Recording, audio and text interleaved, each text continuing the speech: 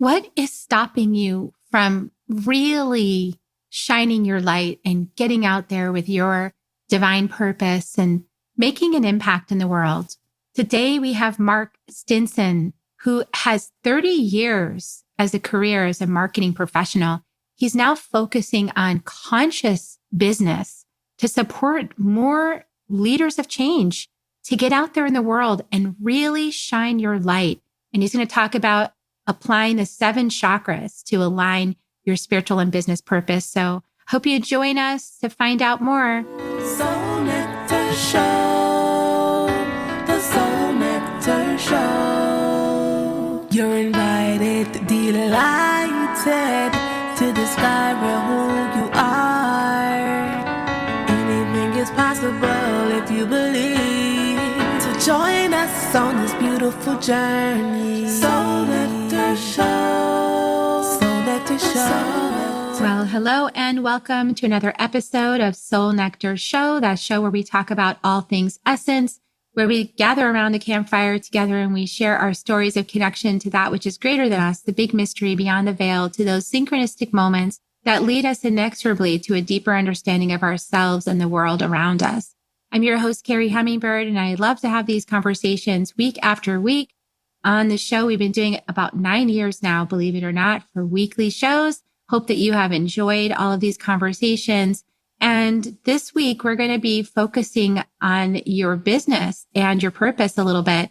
For those of you who are spiritual practitioners, who are here for a greater purpose, who have some desire to make a positive change in the world, you're going to enjoy our conversation with Mark Stinson, who is somebody who's had a 30-year career as a marketing professional and has chosen recently to focus on conscious businesses who are forming new causes to benefit the world, because we all at some point want to be involved in making the world a better place and leaving a legacy of goodness. His podcast is Your World of Creativity, and that features impact players who are influencing beneficial change. And I got to be on there, so really excited, returning the favor over here.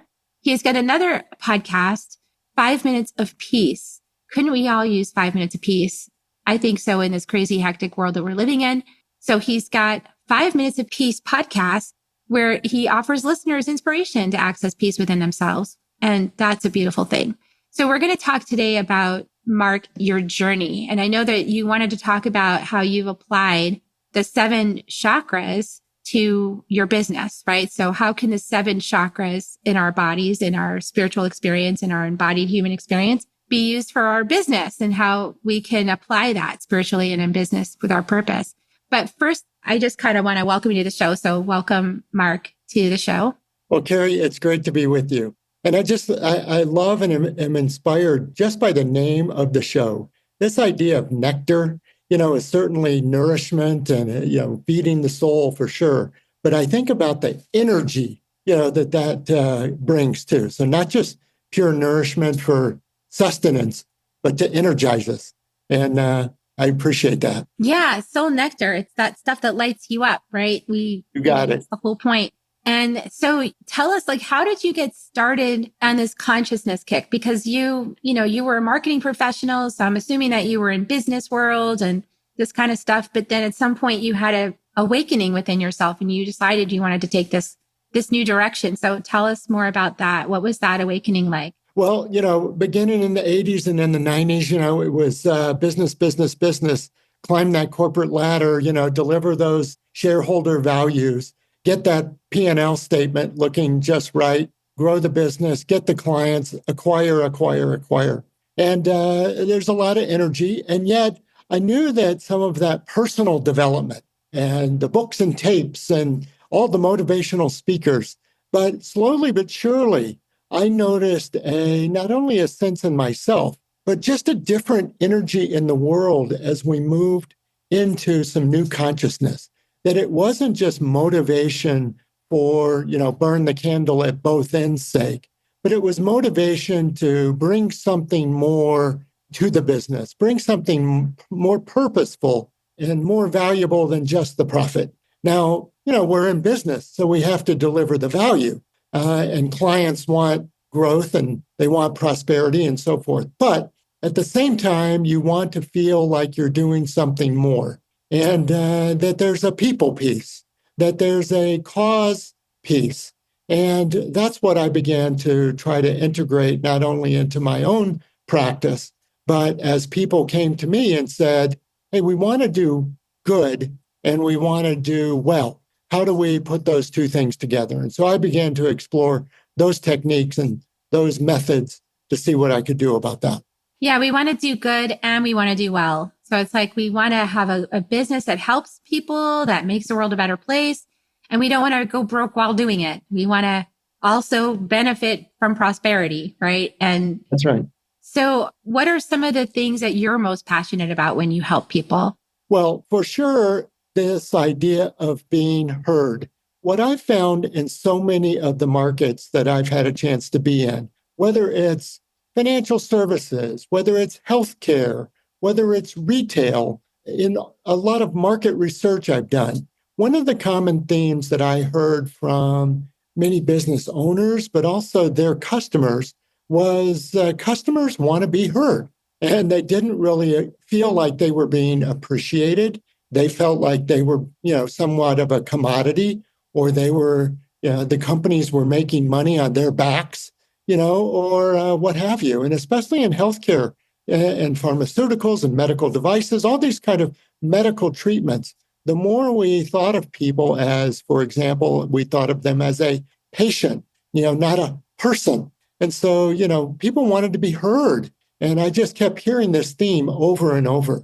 So one of the things that I continued to consult my clients on was how to be better listeners, and not just better listeners, meaning I heard the exact words you said, or I wrote down exactly what you wanted, or I took your order, but rather that empathetic, hearing. Do you get what I mean? Do you get what I feel? And now I can't say that I was always the perfect empathetic or feeling listener because of what I said. It was business, business, business. But I've tried to incorporate that more and more into my practice and more into maybe my consciousness, because people need to be heard. And both the clients and the customers they work with, I'm a facilitator in that listening. Yeah, because marketing is the thing that connects the service provider with someone who could benefit from that service, right? But sometimes the people that could benefit from the service don't know why they would want the service. And the practitioner knows why they need it, why it would help them, but they don't necessarily think or connect those dots or understand. So how do you help bridge that gap? How do you help the practitioner communicate to working with the person who's, needs the service but doesn't know they need it? Well, so true. And, if I could bring an analogy here, we've all been in a situation at a restaurant where we say, what's good here? I've never been here. What's a favorite? And if the service person is truly in service, they will tell you the truth. Oh, don't get the bookbinder soup. It's not that good. Get the clam chowder instead. Or we really don't recommend that you get the fish well done. If I want to be in service to you, I'm going to tell you maybe not what you want to hear, but what you need to hear, maybe what you would prefer, because they truly are in service. So I think about that in many practices. Now, whether you're a Reiki practitioner or a massage therapist or a tarot reader or a accountant, you want to have a conscious practice where you're truly in service to your clients. And that may be, I don't really have the best thing for you, or you're not in a good place to receive my treatment right now, or maybe there's another practitioner that you might prefer. But I think by taking a customer point of view, a client point of view, you're able to share with them what service you have to offer and how you can be of service, not just what you have to sell, not just what your hourly rate is. And, here's my bullet point of, here's all the things that you should know about my practice, but rather, here's a problem that I could solve for you. Yeah. And I think having that, being able to listen, right? Listen to the environment that you're in, that you find yourself in as a practitioner, you might have to remember back to before you knew all the things that you know, right? Because we get kind of off on some track as a spiritual person. And then we forget that we didn't know all that stuff just 5 years ago or 10 years ago. We didn't know all those things. And so then we have to kind of try to remember who we used to be, right? Before we knew all this stuff that we know that's so great. But like, how do we connect with somebody previous to that? So true. So true. And again, across many practices and many markets and many, industries, this kind of insider knowledge and insider lingo. I mean, how many websites have you ever pulled up and you said, I don't understand a word they're saying? I'm it sure also, people say that about me all the I time. know. I got way off on my mystical journey and I'm like, Rainbow Warriors. And they're like, Yes. I don't know what that means. Well, and whether it's, rainbows and butterflies, or it's candles and oracles and angels and everything else. But it could just as well be, again, marketing. It could be the apothecary. It could be any kind of practice. And I keep bringing up things like accounting and law. And, there's so many other services that people do need. And they're care of the environment, care of the world, care of people, but put it in plain language so that we can all benefit from it. Yeah, I think there's this sneaky way that I noticed in myself of being purposefully ununderstandable, except to people that only would already know what I'm talking about, and as a way of avoiding people who don't yet know. And if you're really honest with yourself, people, like probably you're doing a little bit of that too, because there could be a feeling of discomfort, once you've kind of made your own journey to a better place. There can be a feeling of discomfort revisiting, coming back into these older places where we started the journey. But the journey always has a return. If you know the hero's journey, you go to around here you find a teacher, and then you go to the underworld and you explore all of your stuff, and then you learn a bunch of really cool stuff and you find solutions. And then the last part is the return. You go back to where you started and you tell everybody what you found out. That's the part so many people that take this spiritual journey, they're like scared to do that because they know how, or they think they know how judgmental maybe they would be received. But don't we, if we're really talking about consciousness, we're talking about making an influence in the world, making the world a better place, then we've got to be able to be willing to have that conversation with anyone in any place, right? That we might encounter. Absolutely. Because otherwise, how are you going to spread consciousness if you won't talk about it? Right. And, you were good enough to mention my podcast, Your World of Creativity. And I'll merge this with a thought about the chakras as we were discussing. Yeah. But so many people, they do get off on maybe the tangent of their spiritual journey or their practice, or, if you could only understand the high language that sometimes we like to use around these things. But what I found, so many of the creative practitioners I talk to who have developed their own signature technique, their own signature style. There's a way of their painting. There's a way of their writing. There's a way of their music. This is the way they approach it.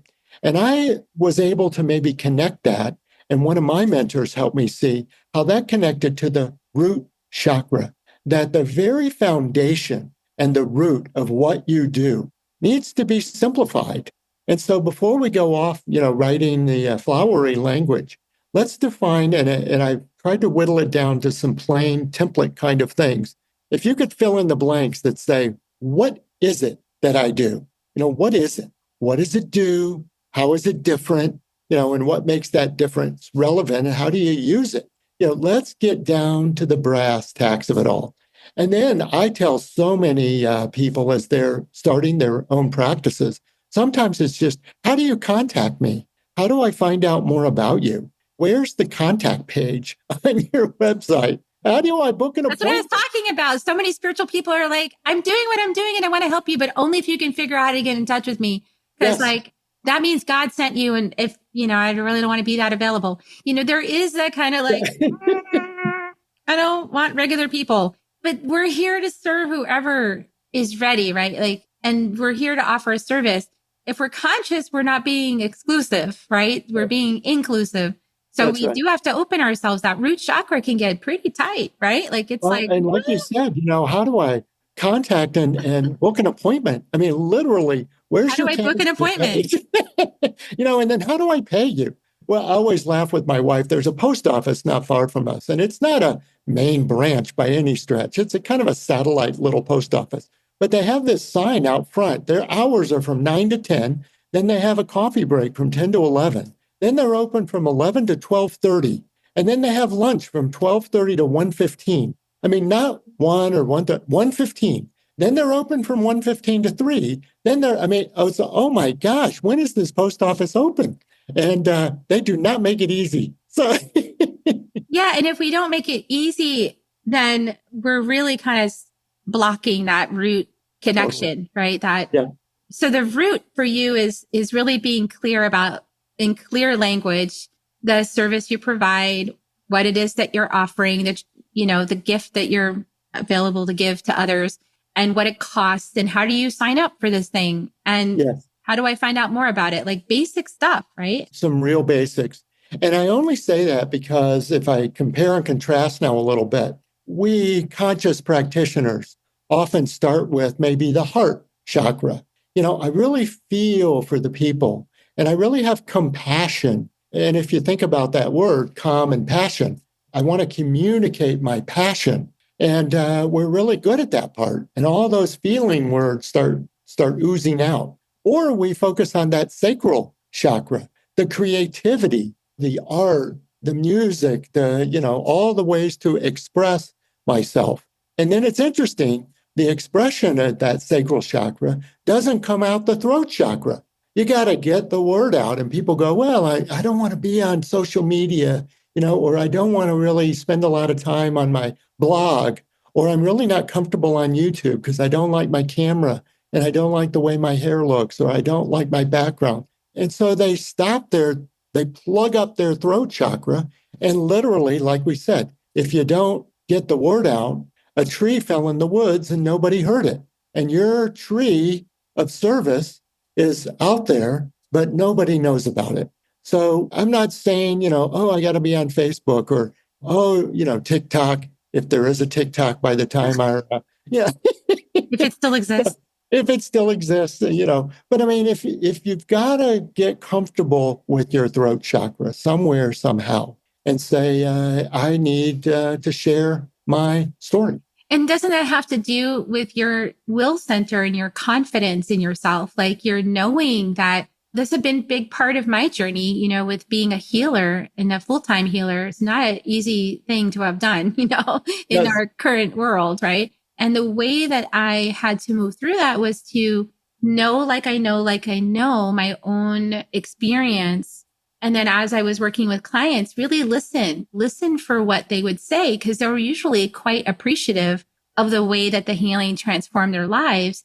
So like, listen to that, write those things down for myself, if no one else, to remind myself. And for a long time to go, yes, this is helping people. This is transforming lives. And then that builds to bringing more people in. But that takes every step along the way is that will center going, I'm going to be courageous and I'm going to get out there and I'm going to speak about this and I'm going to practice sharing with people, like the ephemeral thing that happens, making the invisible visible with my words. This is what people say when they work with me. This is what they experience from people's mouths, other people that said what they experienced. Is that a Yeah. lot what you go through with people? Oh, completely. And I love the way, you call it the will center. People have that gut feeling, that confidence right in their sort of abdomen area. And that's why you've got to have the strong center. And so many people, again, it's like sometimes I use that to remind people that, yes, it's about confidence, but maybe it's also about contingency thinking that, you're strong enough to say, what if nobody listens to my podcast? What if nobody buys my book? What if nobody reads my blog? What if I didn't get that article approved? I was working with a coaching client over the holidays, and she had submitted an article to one of her industry journals. And it's like, they didn't get back to me. I just know they hate it. It's like, well, they didn't hate it. They're on holiday. And sure enough, January 4th, they got back and they said, we approve your article. It's going to run. And, yes, we'll do some judicious editing, but we love it and it'll be just fine. So you had to have that strength of confidence in that will center to know that if you need to make some changes, if you need to make some contingency plans, but I know even for myself, I think I've written 7 books or something like that. And somebody said, oh, you must be making all these great royalties on this book and you must be getting checks all the time. It's like, I think I made $44 last quarter. And that would be a lot. $44, so I can go out to eat, one night. But you still go back to the throat chakra. You find a way to get your message out. Yeah. And you have to learn to trust yourself, and you've got to learn to know that, yeah, a lot of spiritual things and conscious things are things that are kind of new to a lot of people. And so it's unfamiliar. They may not know what you're talking about. Right. And so you do have to get good at explaining what the benefits are. I know that when I go into this, sometimes I do the mistake that many tech companies do, is that they just talk about the feature. And like, we have this feature and that feature and this other feature. And like you said, like, this is the pricing and this is the name of the service. But like, people are still like, why do I need it? Like, right. And so that's the part that can be harder for us to talk about, because that is our translation, right? We have to be able to translate within ourselves. Like, what was the impetus for me trying this thing, and what was the benefit I got? And it starts with us, right? Really knowing what is it that we are talking about. These things can be, just from experience, can be hard to nail down in a concrete kind of left-brained way. No question. And, as long as we're kind of moving up the chakras, I think now we can go to the third eye and think about how you see from the client's, from the customer's point of view. And yes, there's intuition and, all the things. And I've become fascinated with this pineal gland that's behind the third eye, that there's a really physical, anatomical explanation for this. So I'm reading more and more about that these days. But just as you think about the connection between, your gut feel and the third eye being intuitive, and that's why that connection works. And you kind of go back and forth between how does my gut feel about this and what am I seeing and feeling? So there's a definite third eye component to these conscious practices. And then I will say, going back to the pricing and the charging and how you work with, and even the clients that you take and won't take, there is a crown chakra connection here, that if you think that this is a sending, but it's also a receiving channel, that your crown chakra is, you want to get messages from the universe. You want to hear from your spiritual guides. You want to hear from your consciousness. And so there's a two-way channel going on there. But I always translate that to then the mission of your practice.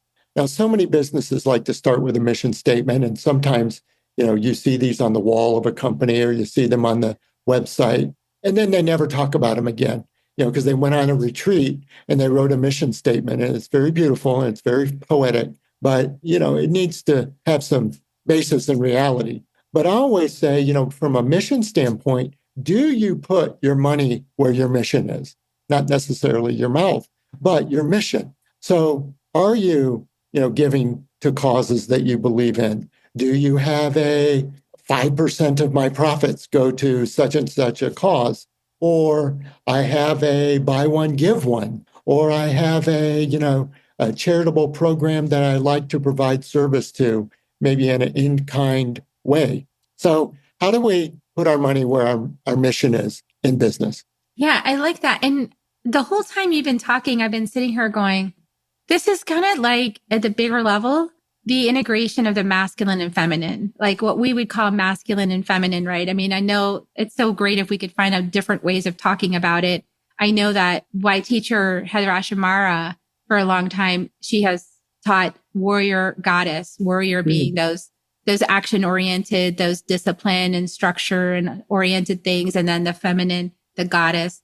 And so there's these two energies, it's like if you don't have both, operating together, then you're missing a lot. So like if you have all the flowery and all the, you're really good at the energy and you're really good at the creativity and you're really in touch with your heart and with people and all this, you might attract people and you might do okay, but not as good as if you had some structure and some discipline and some accountability and some ideas and plans and goals.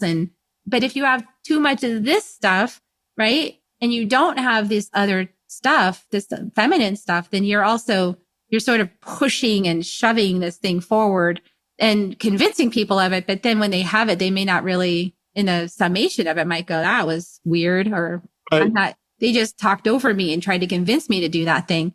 So I actually had somebody do that to me the other day. That's why I'm saying it. It was like, this person wanted to come on my show and I was like, you just basically spent all this time talking over me about how I've already figured out everything and whatever I'm doing is not worth anything. Why would I have you on my show exactly? You didn't listen to anything I had to say. Yeah. Well, so there's a relatability, right? So we have to have both sides working. Totally. And I love the thought that there might be sides or, there's overlapping a Venn diagram or there's left brain and right brain. I had two guests on the podcast on your world of creativity. One was a neuroscience guy. And he's, I was asking him about this left brain, right brain kind of thing that, creative people always think they're more right brain and they sort of sometimes dismiss or don't want to go to the left brain data and science and all of these things. And he said, what's interesting, if you look at it anatomically, it's not an either or. What happens in the true creativity is that where those two hemispheres of the brain connect, and there's that little valley, if you ever look at, the illustrations of the brain, that the corpus callosum, he calls it, that's where true creativity happens. It's in the center. If these synapses are sharing and firing. And that's why there was another guest, Marty Johnson, and he talked about that he goes back and forth. He goes, I'm going to spend a couple hours just diving into the facts, reading the books, looking at my references, looking at the source material. Then I'm going to bounce over here and I might do some photography. I might do some artwork. I might do some music. I might play, some records. And then it's that back and forth. And so he was almost forcing the creativity into that valley or that corpus callosum. So I like the fact of what you're talking about. The same thing would apply with masculine and feminine, warrior and goddess. How do we merge them? How do we go back and forth and find those connections? Yeah. And so the 7 chakras is another way, just like you shared with us, powerful way of looking at our connection. Like, are we balanced? Are we balanced? Are we working with the root? Are we working with our connection with our environment? Are we interconnected? Or are we curled up in a ball trying not to be seen? Because that also happens. Are we being creative? And then at creativity, you have a bunch of beautiful visions, but then if you don't take action on them with your will center, what's the good of it? If you haven't actually taken an action towards it, then it's not probably going to happen, and it's not enough to just say, oh, I am creating this beautiful thing. So I am mantra. That's nice. You have to actually get out there and mingle, right? And meet the people that would be interested in your stuff. I tell this to myself all the time, Carrie, get your ass out of the house. Let's go talk to some humans. Let's go mingle. In my little classes, whether they be, full workshops or whether they be one-on-one coaching, I take people through a bit of a, call it a meditation, but certainly a guided imagery where we start with the, root chakra and work our way up. But I was also fascinated to read one book was saying, we think sometimes as chakras, as, there's a place, feel it in your body or feel it, like there's a crystal that aligns with it, or there's a color that aligns with it, or a, body part or so forth. But this book was describing it as a 360 energy going around your body. And then if we think about it as energy, and then we're moving up the body and it's surrounding your heart, it's surrounding your throat, it's going around your forehead, rather than simply a static location, that there's a circular motion. I think that gives a lot of, energy, if I could just keep reiterating the word, that, there's this forward momentum. We're breaking through, we're getting out literally and physically out of the house, out of just, our static spot. Yeah. And it has to do with, because that's what creates movement. our energy is more movement and then more interaction, right? So everything is relational to everything else. So if we're a practitioner, then we have to be relational to the people that we serve. We've got to be able to relate to our context and our environments, right? And if we get too heavily mired in one area over another, then we're not really, we're losing some part of that equation. There is this constant motion kind of feeling to it, to keep things, the river kind of moving and everything sort of happening. It's that firing that happens when people meet or when you have a conversation. Yes. And I think, hey, as long as we're talking about the metaphysical, I think it's that energy that sends the messages, that sends the energy out into the universe. And if you're going to use the law of attraction, for example, or if you're going to use any of the, spiritual guidance that we've gotten in these tools, then we've got to have that energy, the particles of your ideas, and you're attracting and you're saying, I want people to know that I have this business. I want people to know that I have this service offering. And that's all part of it. Yeah. And I also realized at one point, I don't know if you ever had this thought, but that simply by having the conversation, let's say I meet somebody like you and we go to a coffee shop and there's a bunch of people around, but they're not necessarily listening directly to what I'm saying, but energetically, they're connected with the conversation that we're having and we're connected with the conversations that they're having because there's like this consciousness bubble happening in that whole space that even by having a conversation in a public area can cause these connections to start to happen through this field of interconnectivity that's already in place. And so just by putting yourself in different places, even if you didn't talk to the other people in the environment, but you just met somebody and had a conversation, you'd be activating this connectivity web that would then eventually, out of some weird way, bring those people right to you, even though you never had a conversation with their friend, but they just somehow through the ethers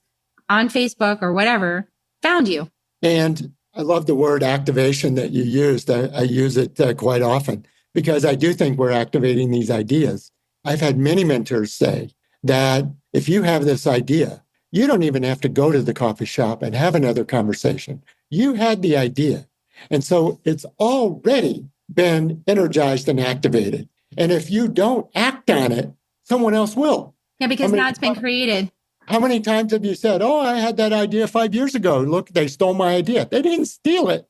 No, you just didn't act on it. You put it out there and they wrote that book or they did that TV show or they invented that product and they went with it. And so you act on your ideas is the moral of that story. Exactly. Like write the song if you hear the song, sing it, record it, write it, do it. Yes. If you hear the book, write the book, connect with the book. If you have an idea for a business, create it. This is where we are being encouraged strongly to stand up out of the victim posture and go, no one's going to make it for you. So if you feel it in your heart, it is coming through you, then they're one who's got to stand up and go create that thing. That's right. And that might be, yes, write the song, write the book. It could be run for office. It could be start that business. All the things that we're talking about here about business and practices. Let's get it started. And I'm not one to tell people, quit that job. You don't have another one. But if you've been saying, I've always wanted to do X, Y, or Z, then what are you waiting for? They got to take the steps. And if you say, well, at least I'll take the baby steps. I have a friend, we laugh back and forth about micro movements. It's like, well, you got to take at least a micro movement to get it started, get off the dime, and one step at a time. It'll start building itself the more fun you're having doing it anyway. Yes. And this is how a lot of people, when they hear my story, right? They hear a story of somebody who's done this. They go, wow, that's so inspiring. It's like, yes. And it was because I just said yes. I just kept saying yes to the invitation. I wrote the book, the first book that came through, I wrote it. I said yes. I created that thing. It took me 2 years to write it. And then I put it out there. I published it. And the next one came through easy and it's been on the charts ever since. But these are the things that you just have to say yes to, even though, believe me, both times, all the times I've written my books, I've thought, people are going to think I'm crazy. Okay. Okay. Yeah. If you're doing something new, you guys, like you're doing something conscious that hasn't been done before and it's new, some people are going to look at you like you're crazy. Can you be okay with that? Right? So good. Can you just accept yourself that you're on a leading edge?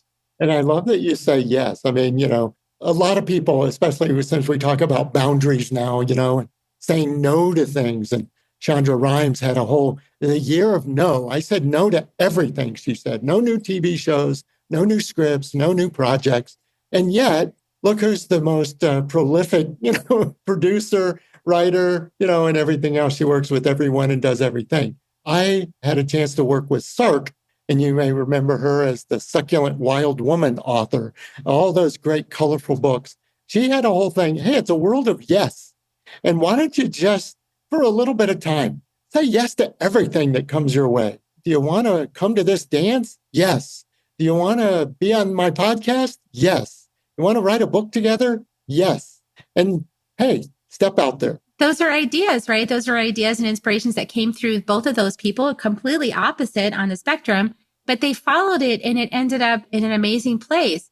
So, I mean, we all have that, right? We have that opportunity, Mark, to follow that soul nectar you were talking about, to follow that and to say yes to it and to follow whatever it is. And if it was mean to like say no to everything, okay, you said no to everything for a year and you notice what happens. If you said yes to everything for a year, what else would happen? So these are experiments. And we can let these experiments be our teacher. I love that. Yes. Powerful. So you said you teach classes. Do you have a link to share with people? Yes. So I can share that. I do teach through my wife's Reiki practice. It's called the Peace Room here in Boise. And it's the peaceroom.love. So instead of .com, we have .love. And there's a page there with all the training classes and practices. And I teach a whole conscious business series. Some of that is how to start a business. Some of that is how to grow and market your business.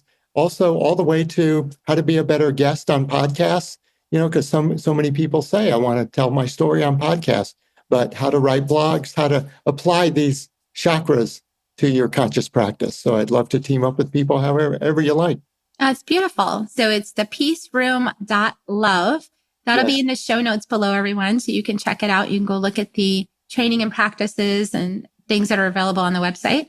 And how is it working out for you? Are you enjoying your passion project, Mark? Are you enjoying merging all of your wisdom from all the traditional business into this passion, fulfillment, soul nectar-ish pursuit?